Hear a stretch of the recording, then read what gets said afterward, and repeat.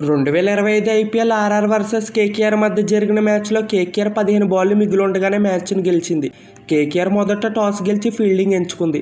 దీంతో బ్యాటింగ్కు దిగిన రాజస్థాన్ ఓపెనర్ శాంసన్ మరియు జైస్వాల్ పెద్దగా పరుగులేమీ చేయకుండానే అవుట్ అయ్యారు.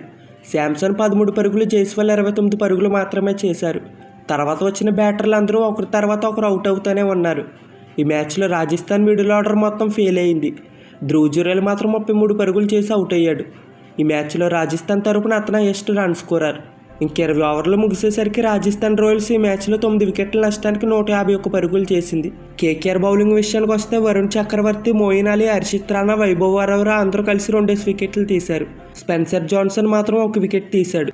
ఇంకా 152 పరుగుల టార్గెట్ను చేసేందుకు వచ్చిన కేకేఆర్ ఓపెనర్స్లో మోయిన్ అలీ 5 పరుగులు చేసి రన్అట్ అయ్యాడు. కానీ మరో ఓపెనర్ డెకాక్ మాత్రం హాఫ్ సెంచరీతో అదరగొట్టాడు. 61 బంతుల్లో 97 పరుగులు చేసి నాట్అవుట్గా నిలిచాడు. కెప్టెన్ రహానే 18 పరుగులకు అవుట్ అయ్యాడు. 3వ వికెట్కు డెకాక్ మరియు రఘువంశీ 44 బంతుల్లో 83 పరుగుల పార్ట్నర్షిప్ను నెలకొల్పారు. వీళ్ళిద్దరూ చివరి వరకు ఆడి మ్యాచ్ను ఫినిష్ చేశారు.